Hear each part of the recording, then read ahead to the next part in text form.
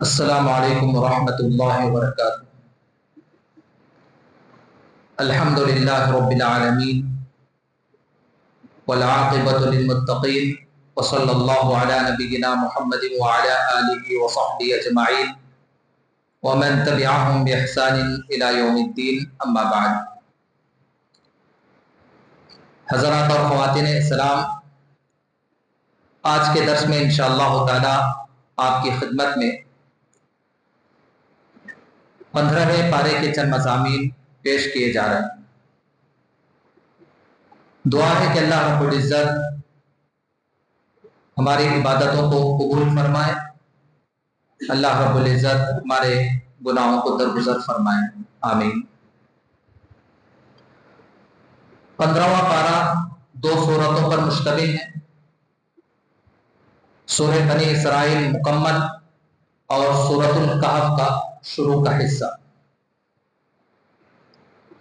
سب سے پہلی سورت ہے سورہ بنی اسرائیل۔ سورہ بنی اسرائیل کے 2 نام ہیں، ایک تو بنی اسرائیل اور ایک نام ہے سورۃ الاسراء۔ ایک سورۃ بنی اسرائیل اور ایک نام ہے سورۃ الاسراء۔ بنی اسرائیل نام کیوں پڑا اس سورت کا؟ اس لیے کہ آپ آگے دیکھیں گے کہ اس سورت میں اللہ تعالیٰ نے بنو اسرائیل کی تاریخ، ان کی ہسٹری، ان کا اتہاس بیان کیا کہ کیسے وہ اپنی تاریخ میں عروج اور زوال کا شکار ہوتے رہے، کیسے ان کی زندگیوں میں بلندی بھی آتی رہی اور پھر دوسروں کے مار بھی کھاتے رہے۔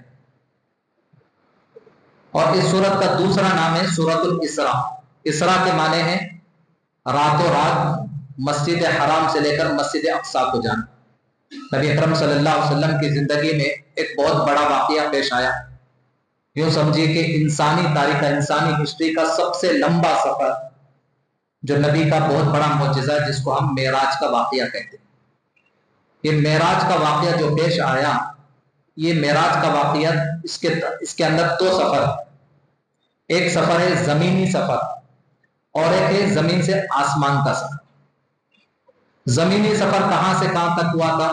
مسجد حرام میں نبی علیہ الصلوۃ والسلام نیند کے حالت میں تھے، پڑے ہوئے تھے، آنکھ لگائے، حضرت جبرائیل علیہ السلام تشریف لاتے اور آپ کو ایک خوبصورت جانور جس کا نام براق ہے، سفید رنگ کا، بڑی تیز رفتاری کے ساتھ دوڑنے والا، جہاں تک نظر پڑے وہاں اس کا قدم پڑتا تھا، اس جانور پر بٹھا کے نبی علیہ الصلوۃ والسلام کو رات کے چند حصے میں، چند گھڑیوں میں مسجد حرام سے کہاں؟ بیت المقدس، جہاں آج فلسطین ہے، ملک شام ہے، وہاں پہنچاتے ہیں۔ تو یہ جو زمینی سفر ہے اس کو کہتے ہیں اسراء۔ اسی مناسبت سے اللہ تعالیٰ نے اس سورت کا نام کیا رکھا ہے؟ سورۃ الاسراء۔ سورہ بنی اسرائیل بھی ہے اور سورۃ الاسراء بھی۔ اچھی بات۔ پھر اس کے بعد اللہ سبحانہ و تعالیٰ پھر وہاں پر جو ہے غیبی طور پر تمام پیغمبروں کو جمع کیے ہوئے ہوتے ہیں بیت المقدس میں۔ اللہ کے رسول صلی اللہ علیہ وسلم آگے بڑھ چڑھ کر امامت کرتے ہیں۔ پھر اس کے بعد آپ صلی اللہ علیہ وسلم کی مہمان نوازی ہوتی ہے، دودھ بھی پیش کیا جاتا ہے، شراب بھی پیش کی جاتی ہے، لیکن اللہ کے رسول شراب کو ٹھکرا دیتے ہیں اور دودھ کو لے لیتے ہیں۔ پھر وہاں سے جو ہے آسمانوں پر چڑھنے کے لیے سیڑھی کا انتظام کیا جاتا ہے، تو پھر وہاں سے جو آسمانوں پہ سفر ہوتا ہے اس کو معراج کہتے ہیں۔ یہ اسراء اور معراج، یہ دونوں کو ملا کر معراج کا واقعہ۔ معراج اصل کہاں سے شروع ہوتی ہے؟ بیت المقدس سے آسمانوں کا جو سفر، یہ جو اسراء ہے زمین کا سفر، یہ دونوں سفر کو ملا کر پھر کیا کہتے ہیں؟ معراج کا واقعہ۔ اب وہاں سے اللہ کے رسول صلی اللہ علیہ وسلم پہلے آسمان، دوسرے، تیسرے، چوتھے، پہلے آسمان پر آدم علیہ السلام، دوسرے آسمان پر یحییٰ عیسیٰ علیہ السلام، تیسرے آسمان پر حضرت یوسف علیہ السلام، چوتھے آسمان پر حضرت ادریس علیہ السلام، پانچویں آسمان پر حضرت ہارون علیہ السلام جو موسیٰ کے بھائی، چھٹویں آسمان پر حضرت موسیٰ علیہ السلام، ساتویں آسمان پر حضرت ابراہیم خلیل اللہ علیہ السلام۔ یہ سارے پیغمبروں سے ملاقات ہوتی ہے، ہر پیغمبر آپ کا ویلکم کرتے ہیں، بڑے گرم جوشی کے ساتھ آپ کا استقبال کرتے ہیں۔ پھر اس کے بعد اللہ کے رسول صلی اللہ علیہ وسلم جنت جہنم کی سیر کرتے ہیں۔ پھر وہاں پر جو ہے اللہ کے رسول صلی اللہ علیہ وسلم بڑے خوبصورت درخت جس کا نام سدرۃ المنتہا ہے، وہاں تک پہنچتے ہیں، وہاں سے کوئی آگے نہیں بڑھ سکتا ہے۔ اللہ کے رسول وہاں کھڑے ہو کر اللہ سے بات چیت کرتے ہیں، اور اس موقع پر اللہ تبارک و تعالیٰ ہمارے نبی کو 3 تحفے دیتے ہیں۔ ایک تحفہ جو ہے 5 نمازوں کا، 50 نمازیں ہوتی ہیں لیکن بعد میں جو ہے 5 نمازیں بن جاتی ہیں۔ دوسرا تحفہ جو ہے سورۃ البقرہ کی آخری آیت ہے، آمن الرسول بما انزل، جو 2 آیتیں ہیں، और तीसरा तोहफा यह है कि अल्लाह ताला हर तौहीद परस्त मुसलमान को, वो गुनाह भी किया क्यों ना हो, थोड़े दिन के लिए उसको जन्नत में डालकर एक ना एक दिन तौहीद परस्त मुसलमान को क्या करेंगे, अल्लाह उसको जन्नत में डालेंगे तौहीद की बरकत से। ये तीन तोहफे जो अल्लाह रब्बुल इज्जत हमारे नबी को देते हैं, फिर वहां से लेकर उतरते हैं दुनिया में आकर सुबह में जो सबको बताते हैं, कोई मानने वाला नहीं, कोई सीटी मार रहा, कोई ताली बजा रहा, हर कोई इनकार कर रहा है। आखिरकार हजरत अबू बकर सिद्दीक रज़ी अल्लाह तआला अन्हु ने इस वाक़े को मान लिया, तस्दीक की, तो आपका नाम जो है हजरत अबू बकर के साथ सिद्दीक पड़ गया। तो ये सारा वाकया क्या है, मेराज का वाकया। एक जो है आधा हिस्सा जो मक्के से बैतुल मक़दिस के वो इसरा है, फिर उसके आगे का हिस्सा मेराज। अब ये जो इसरा का वाकया है, जो जमीनी सफर है, ये 15वें पारे की पहली आयत में अल्लाह ताला ने बस एक आयत के अंदर तज़किरा किया। और मेराज का वाकया कहाँ है, जिस पर 7वें पारे में एक सूरत है सूरतुन नजम, उसमें भी बिल्कुल शॉर्ट में अल्लाह ने बयान किया। और बाकी का इतना लंबा चौड़ा जो जितने इतने मुलाकातें हुई, इमामत किए, फुला फुला पूरा कहाँ है, आपको कुरान में कहीं नहीं मिलेगा। ये सारा वाकया जो है तकरीबन 27 जिस पर 7 सहाबा इकराम रज़ी अल्लाहु अन्हुम अजमईन ने इस पूरे वाकये को मुख्तलिफ हदीसों में बयान किया। तो ये सारा वाकया इसलिए बताया कि अभी जो आयत आपने तरावी में पहली रकात में सुना, सुब्हानल्लज़ी अस्रा बिअब्दिही लैलन मिनल मस्जिदिल हरामी इलल मस्जिदिल अक़सा। दो मस्जिदों के नाम, मस्जिद हराम जो काबतुल्लाह मक्के में है, इलल मस्जिदिल अक़सा जो बैतुल मक़दिस, अल्लज़ी बारकना हौलहु लिनुरियहु मिन आयातिना इन्नहु हुवस समीउल बसीर। और ये जो मेराज का वाकया है, ये ऐसा नहीं कि बैठे बैठे जो ख्वाब देख लिया हमारे नबी, बल्कि बेदारी की हालत में जागते हुए जिस्म और रूह के साथ नबी अलैहिस्सलातु वस्सलाम का ये सफर हुआ है। अगर सिर्फ बैठे बैठे ऐसे नींद में सोच लिए या नींद में ख्वाब देख लिए तो फिर दूसरे दिन आकर काफिरों को बताए तो काफिर जो है आपका मजाक उड़ा रहे हैं, आपके बात का इनकार कर रहे हैं, तो फिर क्या कोई माने ही नहीं रखता। इंसान ख्वाब में क्या क्या नहीं देखता। ये ख्वाब का वाकया नहीं, बेदारी की हालत में जिस्म और रूह के साथ पेश आया। चलिए उसके बाद है, इस आयत के बाद अल्लाह रब्बुल इज्जत ने फिर एक और आयत का तज़किरा किया, इन अहसनतुम अहसनतुम लिअनफुसिकुम व इन असअतुम फला। अल्लाह सुब्हानहु व तआला फरमाते हैं कि जैसी करनी वैसी भरनी, अच्छा करोगे तो अच्छा बदला पाओ, बुरा करोगे तो बुराई का वबाल भी तुम्हारे ही ऊपर है। यह आयत क्यों नाजिल फरमाई? ये जो बनु इसराइल हम बार बार बयानों में सुनते हैं, ये क्या है? याकूब अलैहिस्सलातु वस्सलाम की नस्ल को बनु इसराइल कहते हैं। याकूब अलैहिस्सलाम का और एक नाम है इसराइल, हिब्रू लैंग्वेज में, इब्रानी जुबान। तो उनके बच्चों को, उनकी नस्ल को बनु इसराइल कहते हैं। याकूब अलैहिस्सलातु वस्सलाम की जो औलाद थी उसमें अच्छे लोग भी गुजरे, बुरे लोग भी गुजरे, और कुछ ऐसे बदकिस्म के इंसान भी गुजरे जिन्होंने पैगंबरों को सताया, पैगंबरों का कत्ल किया। हजरत ईसा अलैहिस्सलातु वस्सलाम के आने से पहले पूरी तारीख में जो है 2 मरतबे इनको बड़ी ठोकरें लगी। अल्लाह ताला इनके खिलाफ, इनके ऊपर 2 बड़े जालिमों को मुसल्लत किए, इनकी ईंट से ईंट बजा दी, इनका सत्यानाश कर दी, हत्ता कि इनकी जो मजहबी किताब है तौरात को भी इन जालिम बादशाहों ने इनके लिए गुम कर दिया था। पहली मरतबे कब हुआ? हजरत ईसा अलैहिस्सलातु वस्सलाम के आने से 600 साल पहले बाबुल का एक बादशाह था जिसका नाम है बख्ते नसर। बख्ते नसर को अल्लाह सुब्हानहु व तआला ने इन बनु इसराइल के खिलाफ मुसल्लत कर दिया और ये उस जमाने के अपने पैगंबरों को इन लोगों ने कत्ल किया और ऐसे मारा कि तकरीबन इन लोगों का वजूद खत्म हो गया। यानी लोग तो बाकी थे लेकिन इनकी पूरी कमर तोड़ दी, ये एक था। फिर उसके बाद दूसरा अटैक, दूसरा हमला कब हुआ? हजरत ईसा अलैहिस्सलातु वस्सलाम के आने के तकरीबन 70 साल बाद रोमी बादशाह, रोम का एक बादशाह था जिसका नाम टेटस, वहां था बख्ते नसर बाबुल का बादशाह, और दूसरा बादशाह है टेटस जो हजरत ईसा अलैहिस्सलातु वस्सलाम के 70 साल बाद, उसने भी जो है ऐसे ही बैतुल मक़दिस को ढा दिया, जो हैकल सुलेमानी था सबको खत्म कर दिया। और फिर तीसरे मरतबे कब? जब अल्लाह के रसूल सल्लल्लाहु अलैहि वसल्लम मक्के से जब मदीना हिजरत किए तो मदीना में औस और खजरज जो असल मदीने के रहने वाले, उनके अलावा मदीने के अतराफ कुछ यहूदी के कबीले भी थे। जिस वक्त टेटस उनको मार के भगाया था तो वो अरबस्तान में भी आकर बस गए थे, मदीने तक भी। आज जो ग्रेटर इजराइल का जो उनका नक्शा है वो कहां तक है? मदीने तक है। उनका यह दावा है कि ये मदीने तक हमारा कब्जा है, हम जो है मोहम्मद के जमाने में यहां रहा करते। ये असल में जो है वो बख्ते नसर जो टेटस जब मार के भगाए थे वो भाग के आ गए थे, अरब में आके छुप गए थे वो लोग। तो मदीने में 3 कबीले होते थे, बनु कैनुका, बनु नजीर, बनु कुरैश। یہ تینوں قبیلوں کے ساتھ نبی علیہ الصلوۃ والسلام نے صلح کیا کہ دیکھو ہم مدینے میں رہیں گے بالکل امن اور شانتی کے ساتھ، کوئی بھی ہمارے اوپر حملہ کرتا ہے تو ہم سب جو منہ توڑ جواب دیں گے پورے جو صلح صفائی کے ساتھ. لیکن ان لوگوں کی خباثتیں شرارتیں کہیں نہ گئی، قدم قدم پر یہ نبی کے ساتھ دغا بازی کرتے رہے، نبی کو دھوکہ دیتے رہے. تو پھر نبی علیہ الصلوۃ والسلام کیا کیے کہ ان کا بائیکاٹ کر کر ان کو مدینے سے تھوڑے دور کے باہر جو ہے خیبر نامی ایک گاؤں ہے وہاں بھیج دی. وہاں پر بھی جانے پر شرارتی کیے تو پھر جو ہے اللہ کے رسول صلی اللہ علیہ وسلم ان کو وہاں سے بھی بھگا دی. تو ایسے جو ہے اللہ سبحانہ و تعالیٰ ان کی ایک تاریخ بیان کی کہ ان کی زندگیوں میں ان کی نسل میں عروج بھی آتے رہے، جب جب یہ اچھے بنتے رہے تو اللہ ان کو بہت اونچائی پر بھی پہنچائے، اور جب جب یہ جو ہے ان کے اندر اخلاقی ہر قسم کا بگاڑ آتا رہا تو اللہ ان کے خلاف ظالم بادشاہوں کو مسلط کر کر ان کو تہس نہس بھی کر دیے. تو اللہ تعالیٰ اسی کے پس منظر میں یہ آیت بتا رہے کہ ان احسنتم احسنتم لانفسکم وان اسأتم فلہا، جیسی کرنی ویسی بننے، اچھا کرو گے تو بھلا ہوگا، اگر برائی کرو گے تو برائی کا وبال بھی تمہارے اوپر ہے. تو اسی پس منظر میں اللہ تعالیٰ نے آیت بتائی. پھر اس کے بعد اللہ تعالیٰ نے کہا کہ وَكُلَّ إِنسَانٍ أَلْزَمْنَاهُ طَائِرَهُ فِي عُنُقِهِ وَنُخْرِجُ لَهُ يَوْمَ الْقِيَامَةِ كِتَابًا يَلْقَاهُ مَنْشُورًا اقْرَأْ كِتَابَكَ كَفَىٰ بِنَفْسِكَ الْيَوْمَ عَلَيْكَ حَسِيبًا. اللہ تعالیٰ فرماتے کہ قیامت کے روز ہر انسان کا، آپ کا، میرا، ہر انسان کا نام عمل اس کے گلے میں ڈال دیا جائے.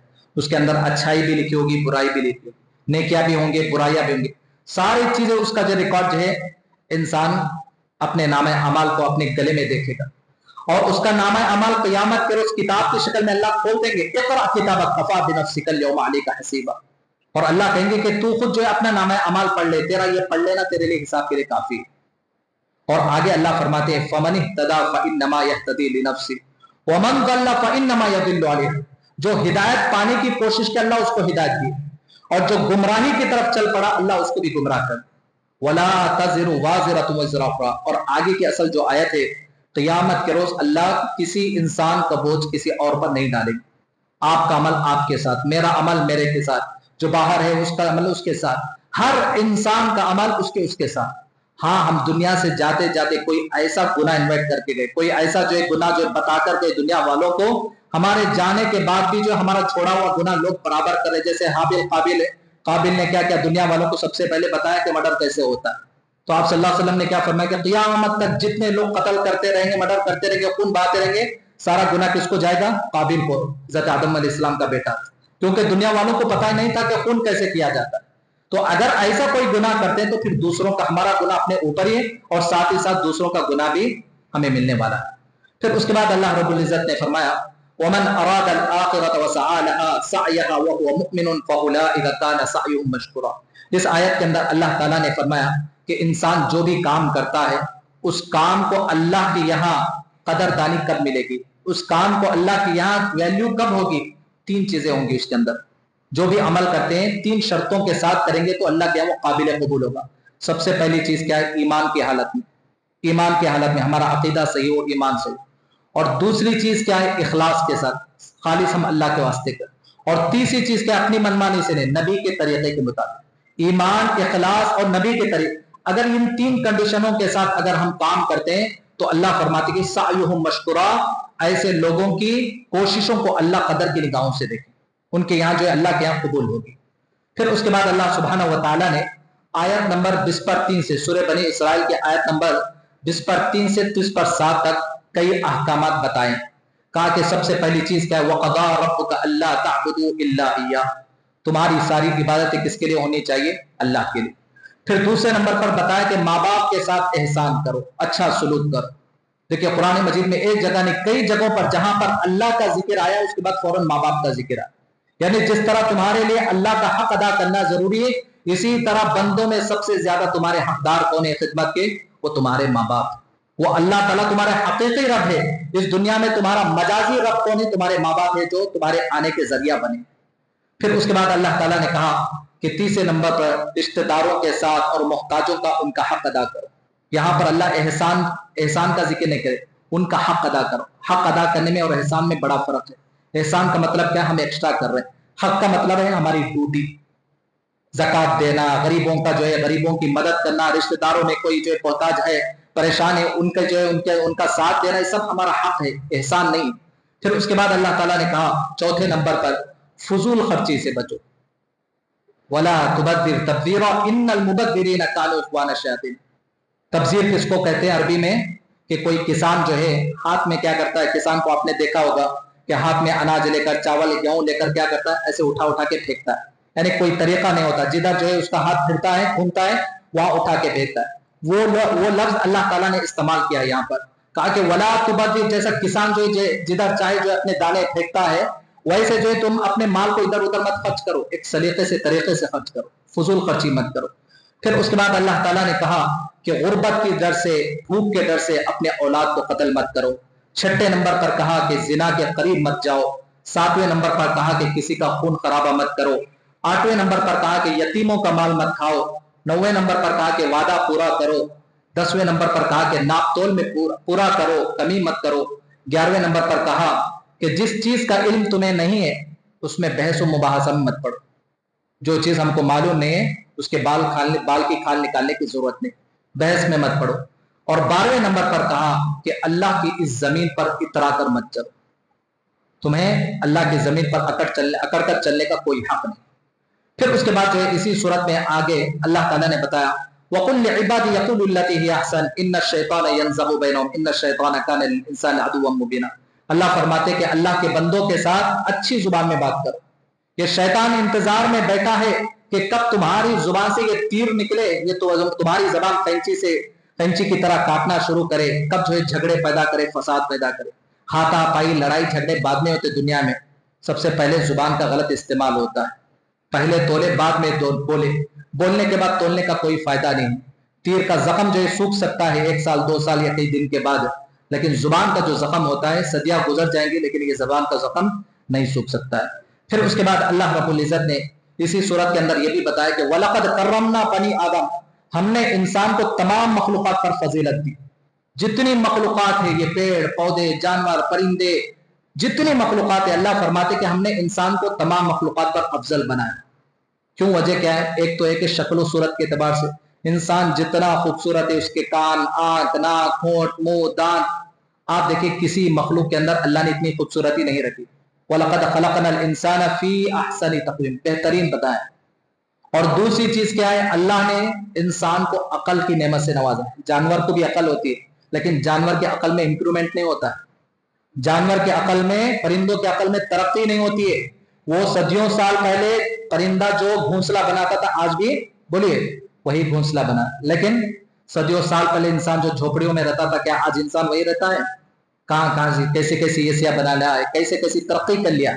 तो इंसान का इल्म, इंसान की अकल तरक्की करती है, लेकिन ये जो दूसरी मखलूक़ात है अल्लाह उनको भी अकल दी है, लेकिन उनकी अकल में तरक्की नहीं होती।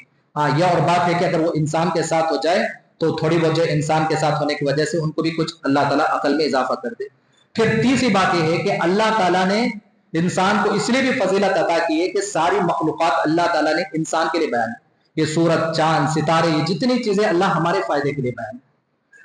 फिर उसके बाद अल्लाह रब्बुल इज्जत ने 5 नमाजों का जिक्र किया है, लेकिन कुरान मजीद के अंदर किसी नमाज का जो है अल्लाह ने जिक्र नहीं किया नाम के साथ, सिवाय फजर की नमाज के। अक़िमुस्सलाता लिदुलूकी शम्सी इला ग़सक़िल लैल, अल्लाह फरमाते कि नमाज कायम करो सूरज के ढलने के साथ। सूरज के ढलने के बाद कौन कौन सी नमाजें पढ़ी जाती है? ज़ोहर की नमाज, फिर उसके बाद जरी देर के बाद असर की नमाज, इला ग़सक़िल लैल, फिर रात के अंधेरे में भी। रात के अंधेरे में कौन सी? मगरिब और इशा। 4 नमाजें अल्लाह इनडायरेक्ट यानी नाम के बिना जिक्र किए। फिर उसके बाद फरमाते हैं वक़ुरआन अल फज्र, फजर की जब बात आई तो अल्लाह ने फजर का नाम लेकर जिक्र किया। इससे पता चलता है कि फजर की नमाज बच्चे के 2 रकात है, इसकी कितनी अहमियत है, और ये बड़ी चैलेंजों भरी वाली नमाज है।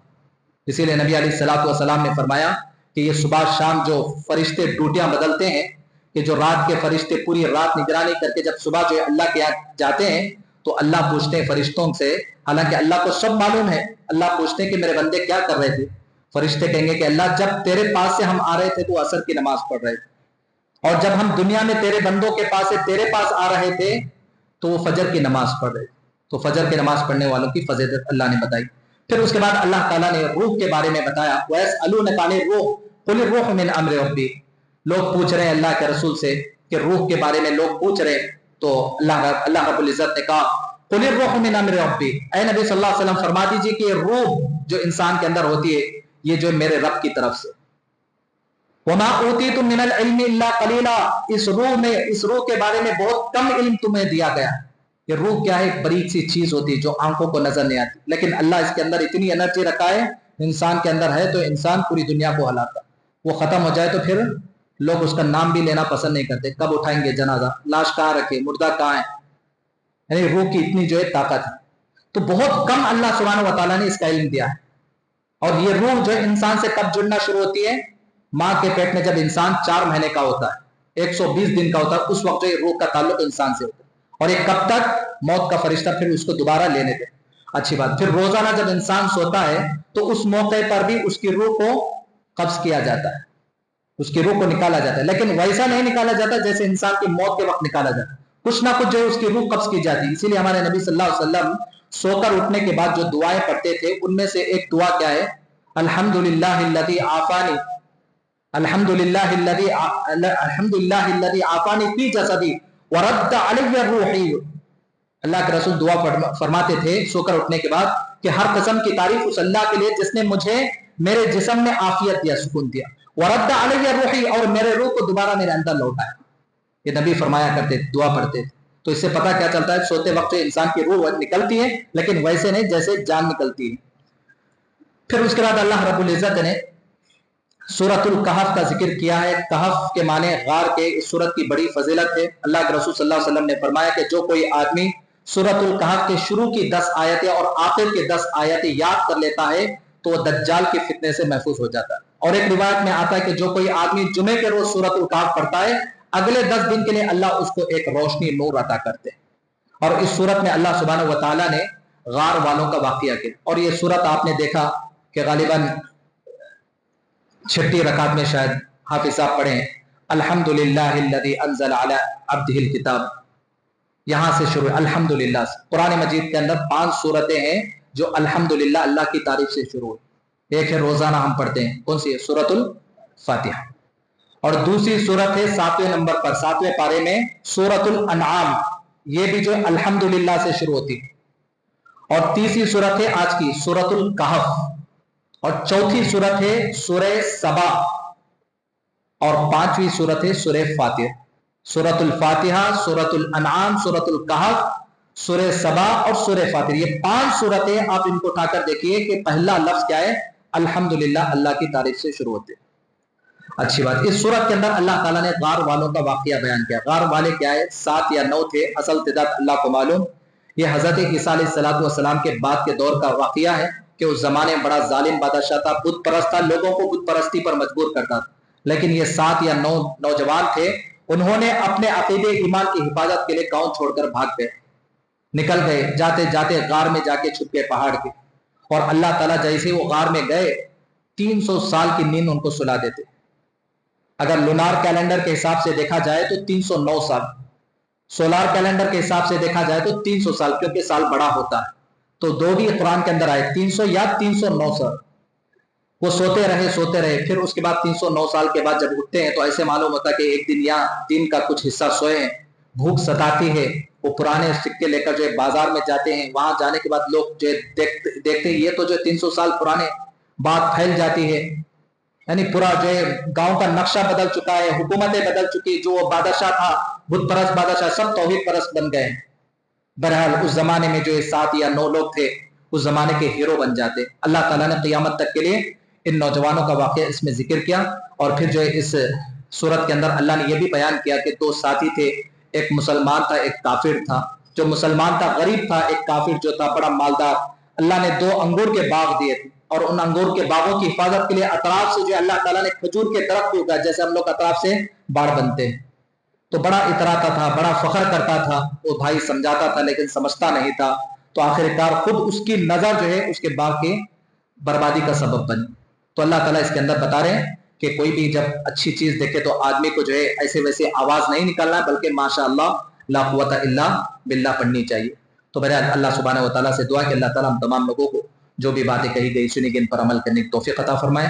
आमीन व आखिरु दावाना अनिल हम्दुलिल्लाह।